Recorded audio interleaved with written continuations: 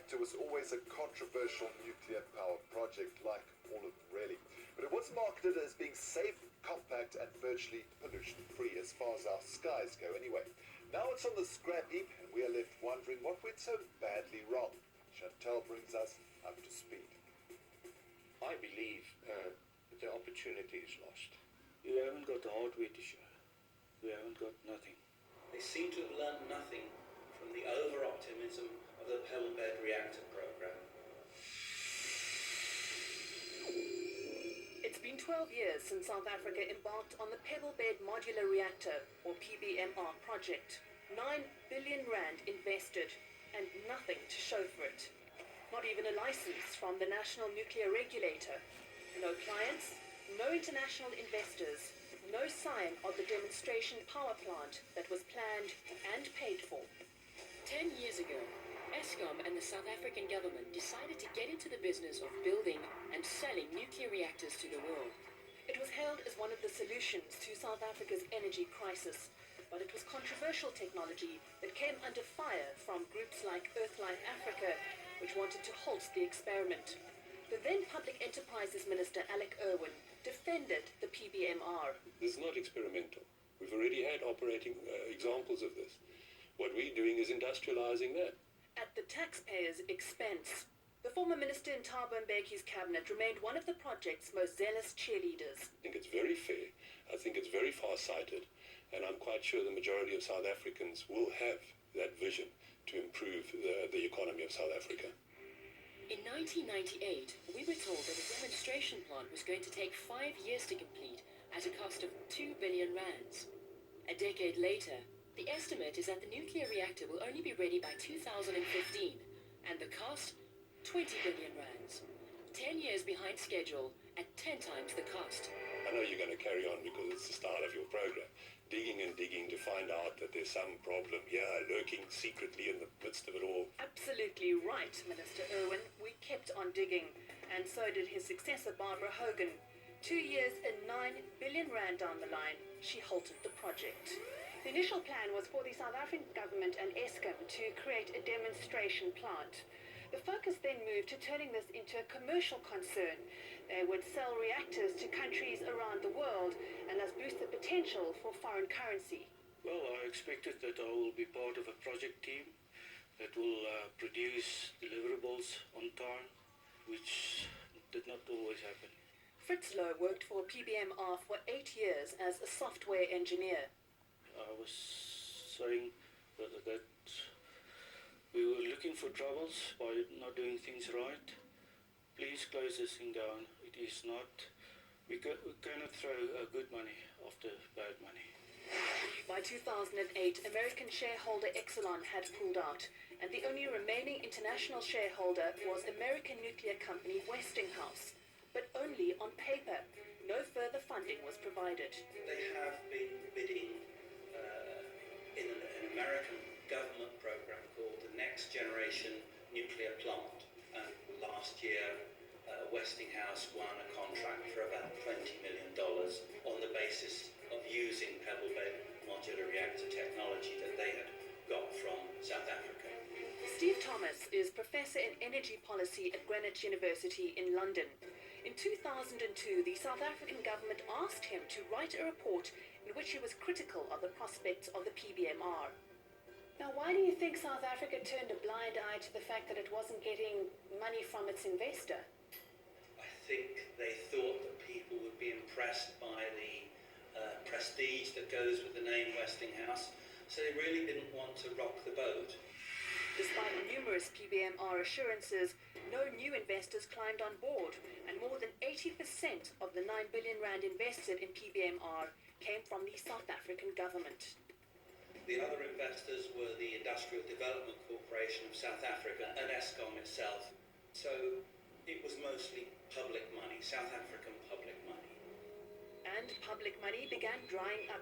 An internal letter written by then CEO Jaco Krick in November 2008 says the Department of Minerals and Energy and Eskom are reconsidering the country's nuclear expansion plans because of the current economic climate and related credit crunch. Fortunately, we will have sufficient funds to support us to March 2010 if we exercise due care with our spending patterns. Within the company itself, did you see any evidence of cost-cutting measures? Yes, I've seen, one example that made us very cross as engineers were the cutting of color printing, because control system engineers specifically needs color in their graphs. But that was a ridiculous cut, It was not much money. But there was no cut in personnel. We just carried on. Instead, in early 2009, more new employees were appointed and PBMR got an international company, Sen Delaney, to hold performance workshops for employees at a cost of 10 million rand. A retention scheme started in 2005 to retain critical positions, only stopped at the end of 2009. 15 employees were part of the scheme, including CEO Jaco Crick and CFO Lynette Milne. When Jaco Crick resigned in March this year, his total payout for the 2010 financial year was more than 5.6 million rand. GM for Nuclear Safety and Licensing, Alex Seller, was appointed acting CEO. His sign-on bonus was 750,000 rand on top of an annual salary of 1.9 million rand. By then PBMR shareholder and its only client, Eskom, decided to stop funding the project. PBMR was in trouble. PBMR have missed too many deadlines, I think, in terms of licensing and the licensing process. Eskom said, listen, we've got to build power stations. Dr. James Larkin is director of the Radiation and Health Physics units at Wits University. Eskom had asked his unit to train graduates to work at PBMR. Another design change came in, and then the Jaco Crick left, and you get that feeling, well, what's going on, guys? Are you just rearranging the chairs on the Titanic? According to ex-CEO Jaco Crick, to break even they'd have to sell 22 reactors by 2022. In our previous story, he was very optimistic that they'd get plenty of buyers. We're almost marketing too much because we don't have a product yet, and we are on a daily basis. We're contacted by, whether it's Dubai, whether it's people from Europe, whether it's from the US, to buy this reactor. And if we just had a reactor now, we would have sold a lot of reactors. But Crick's dream of more than 20 reactors came to naught. You cannot, with one initial first-of-a-kind facility, demonstrate that it is economical. You cannot. Professor Johan Slubber, one of the PBMR pioneers and the former Chief Technology Officer, believes the problem was that PBMR lost focus. We were allowed to drift away due to commercial pressures into something which was unachievable, I believe. Economics you gain by manufacturing and installing fleets and then learning from many. And the first missions should have stayed on a demonstrator. In June this year, Professor Slubber, who had come up with the original design, left the company. Not surprising, says Professor Thomas. For 8 years now they have been saying the design is 6 months away from being completed and ready for safety assessment. And it was still 6 months away when they abandoned the project. In an internal PBMR document written only 2 months ago, PBMR blamed the global financial situation for the funding crisis. Former PBMR CEO Jaco Crick said he's not able to speak to the media because of a clause in his contract.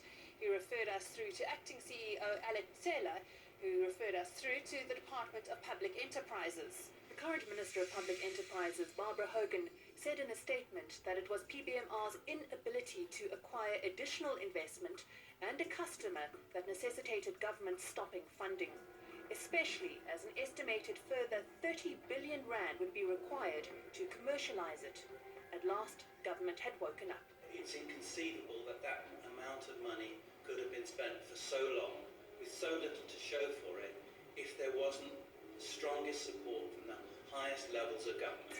But surely there must be something to show for the 9 billion rand invested. Well, there is the reactor pressure vessel, manufactured in Spain, that cost 268 million rand. But it was never completed and will probably be dismantled because of further design changes. And 503.2 million rand was paid to Japan's Mitsubishi Heavy Industries for a helium turbine. 256.8 million rand was paid to a German company for manufacturing of carbon reflector blocks. And 256 million rand was spent on graphite. The list goes on. A total of 2.7 billion rand on the demonstration power plant never erected next to Coburg. Critics have questioned whether the South African taxpayer should have paid such a high cost for research and development for untried and high-risk technology. With the closure of the project, the staff had been cut from more than 800 to only 9 specialists, while about 40 other employees will be retained on a non-permanent basis until March next year. Government calls it a care and maintenance mode, mainly to conserve PBMR's intellectual property. It plans to do high-level audit on the project, but critics feel it may be too little, too late. In that respect, I would blame the authorities that should have been monitoring public spending, not asking them, where's the money going? Why aren't you meeting your deadlines? Why are the costs going up so rapidly? There's not a culture of accountability. There weren't people being kicked in the arse. There weren't people who were, they miss a deadline. No consequence.